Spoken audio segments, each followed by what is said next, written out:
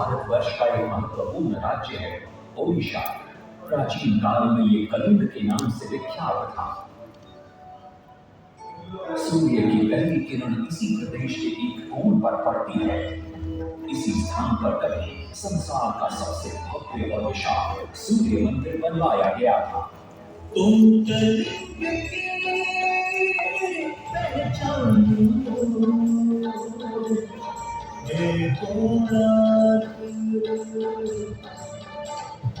इतिहास का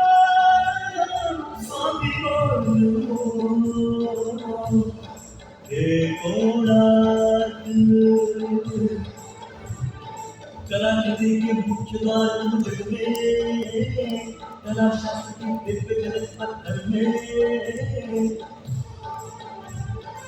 विश्व गुरु भारत के गौरव आज दया के पात्र हो क्यों कोणार्क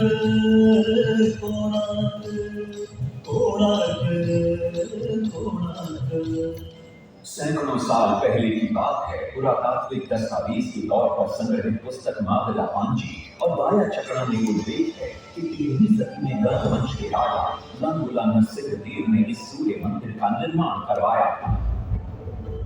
नरसिंहदेव युद्ध में बड़े प्रवीण और शक्तिशाली थे और मात्र 18 साल की उम्र में वे अपने पिता राजा अनंग भीमदेव की विशाल सेना के प्रधान सेनापति नियुक्त कर दिए गए थे।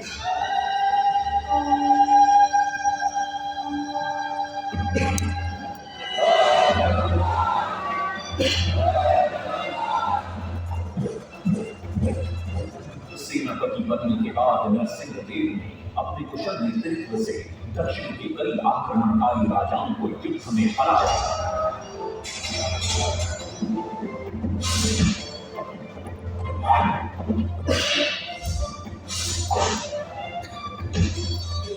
और उनके राजकोष पर कब्जा कर लिया।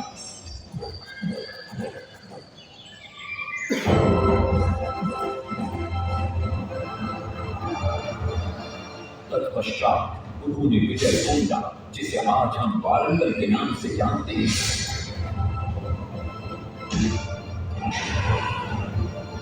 कि काकतीय वंश के राजा गणपति को परास्त किया।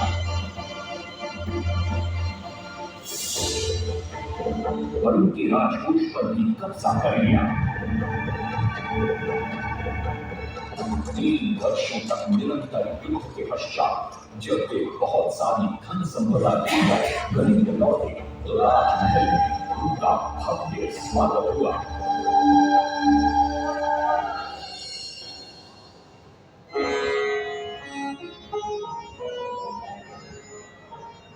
राजमाता कस्तूरी देवी पुत्र नरसिंहदेव की वीरता से बहुत प्रसन्न हुई और पुत्र के सामने अपने मन की इच्छा प्रकट की।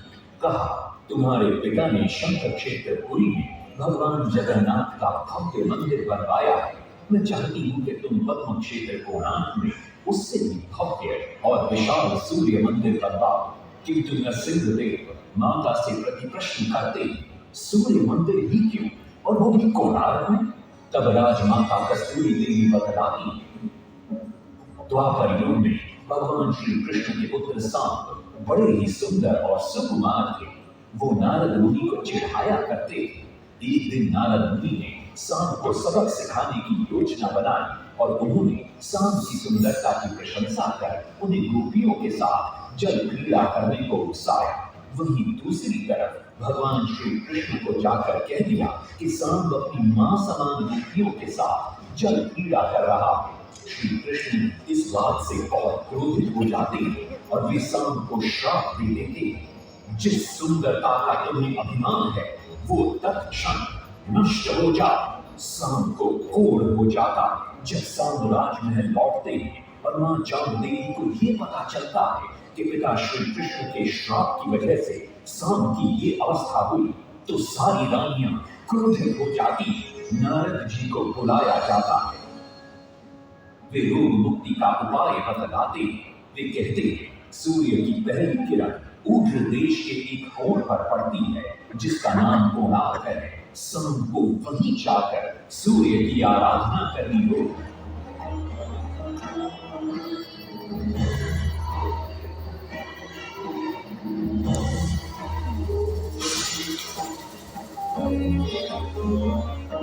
बहुत ही लंबी और कठिन यात्रा के पश्चात शाम अपने सैनिकों और सेवकों के साथ कोणार्क की चंद्रभागा नदी के तट पर पहुंचते हैं और नित्य प्रातः स्नान के बाद सूर्य की आराधना आरंभ करते हैं।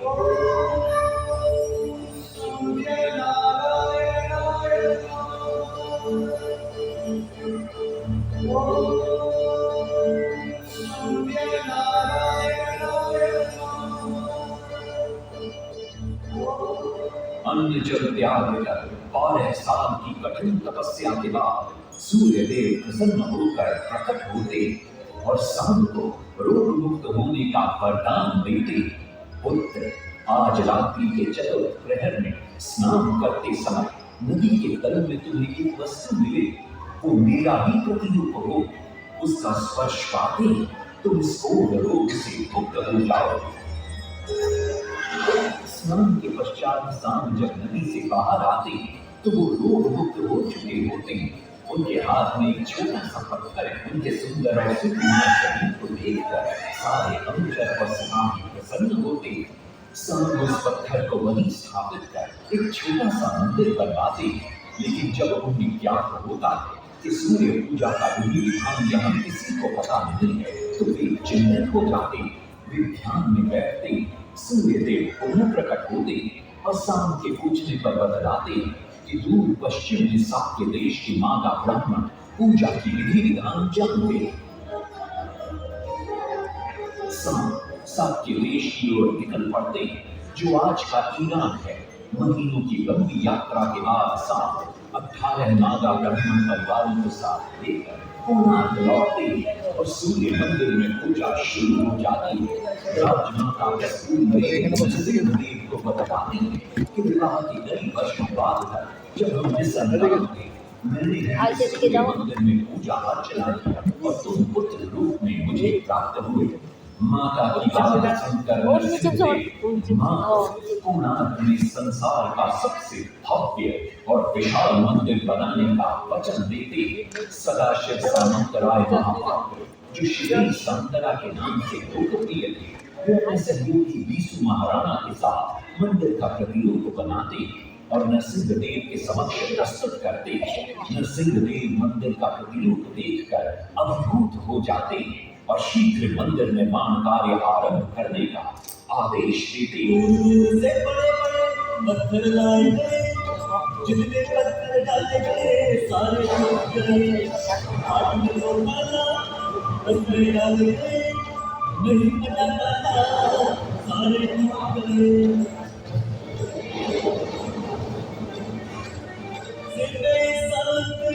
हुए परेशान किस विधि मंदिर बने, हुए परेशान किस विधि मंदिर बने। एक दिन वे चिंतामग्न कोणार्क लौट रहे, तभी उन्हें प्यास महसूस हुई।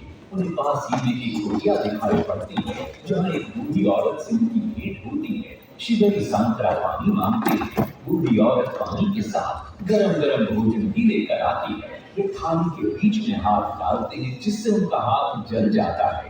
तब वो बूढ़ी औरत मुस्कुराकर कहती है, तुम तो शिवरी सांतरा की तरह बीच से भोजन उठाकर खा रहे हो। ये सुनकर शिवरी सांतरा को अपनी भूल का एहसास होता है। माता रामचंद्री ने उपाय सुझाया, समझे शिवरी सांतरा।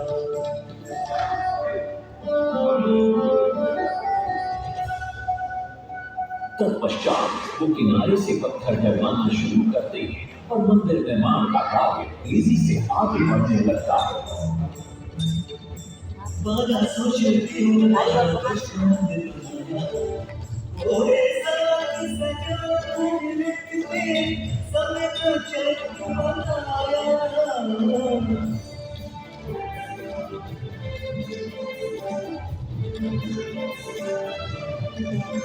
दूसरी तरफ कलिंग के उत्तर के राज्यों के नवाबों के बार बार राज्य पर आक्रमण हो रहे थे। इन आक्रमणों से क्रोधित होकर नरसिंहदेव अपनी विशाल सेना को लेकर युद्ध के लिए निकल पड़े।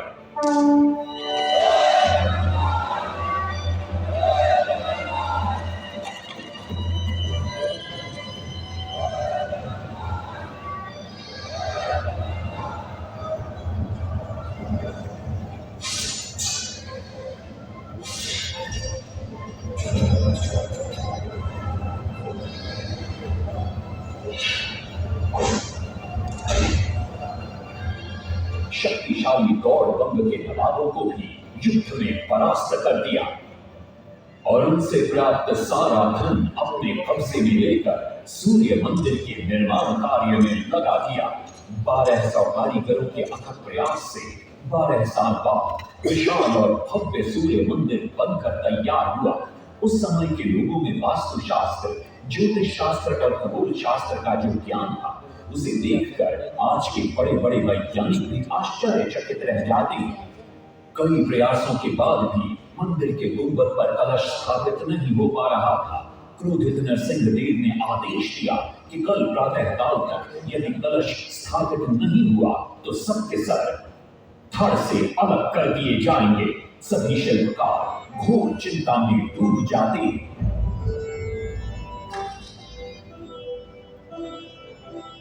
दूसरी तरफ मुख्य शिल्पकार बीसू महाराणा का 12 साल का बेटा धर्मपद सूर्य मंदिर के प्रतिरूप पर कलश बिठाकर प्रसन्न होता है और मां के सामने अपने पिता से मिलने की इच्छा व्यक्त करता है।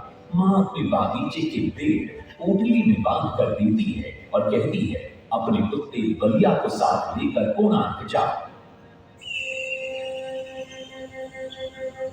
बलिया अपने मालिक को पहचान लेता है और बीसू महाराणा से लिपट जाता है। धर्मपद अपने पिता को प्रणाम करता है और अपना परिचय देता है। सबको चिंता में देखकर वो अपने पिता से इसका कारण पूछता है। कारण जानकर धर्मपद कहता है, अगर आप आज्ञा दें तो मैं मंदिर के गुंबद पर कलश स्थापित कर सकता हूं।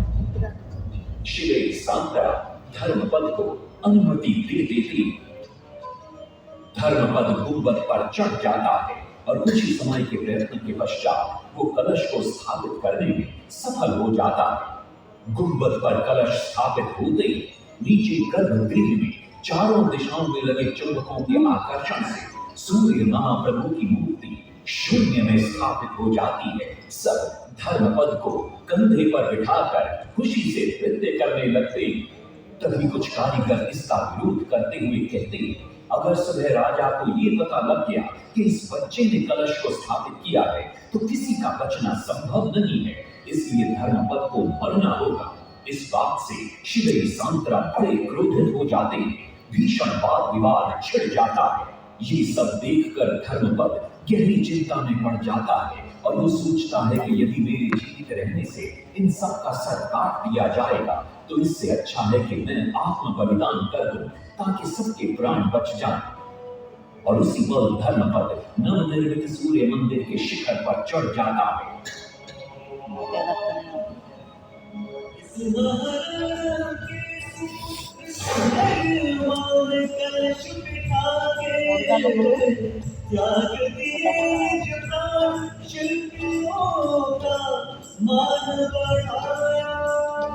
वास्तुशास्त्र के अनुसार बना सूर्य मंदिर, सूर्य उत्तरायण हो या दक्षिणायण हो, सूर्य उदय की आज भी पहले किरण पड़ते प्रभु के ऊपर।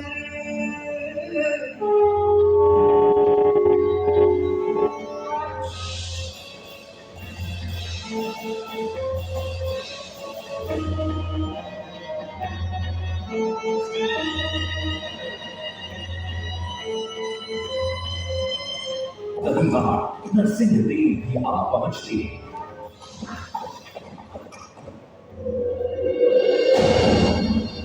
और सूर्य महाप्रभु को शून्य में स्थापित देख वे भी आनंद से भर जाते और श्री सांतरा की भूरी भूरी प्रशंसा करते। वो ये भी घोषणा करते कि माघ शुक्ल पक्ष की सप्तमी को मंदिर की प्राण प्रतिष्ठा की जाए। लेकिन श्री सांतरा कहते, राजन, तिथि तो अच्छी है, लेकिन मंदिर की प्राण प्रतिष्ठा के लिए ये शुभ नहीं है। किंतु राजा, तत्पश्चात मंदिर की शिलाओं का गिरना भी शुरू हो जाता है। नरसिंह देव को अब समझ में आता कि श्री सांतरा का कहना सही था, लेकिन देर हो चुकी थी। बहुत साल बाद मंदिर के आसपास जंगल उगा और ये मंदिर घने जंगलों के बीच छुप गया। जब अंग्रेजों ने जंगल के बीच इस मंदिर को देखा, उन्होंने इसका पुनरुद्धार किया। आज आप उसी विशाल मंदिर के भग्नावशेष देख रहे हैं। ये है इस प्रसिद्ध मंदिर की कथा। अब इस कथा में कितनी सत्यता है और कितनी कल्पना है, ये तो किसी को नहीं मालूम, लेकिन ओडिशा की जनश्रुतियों में यही कथा विद्यमान है।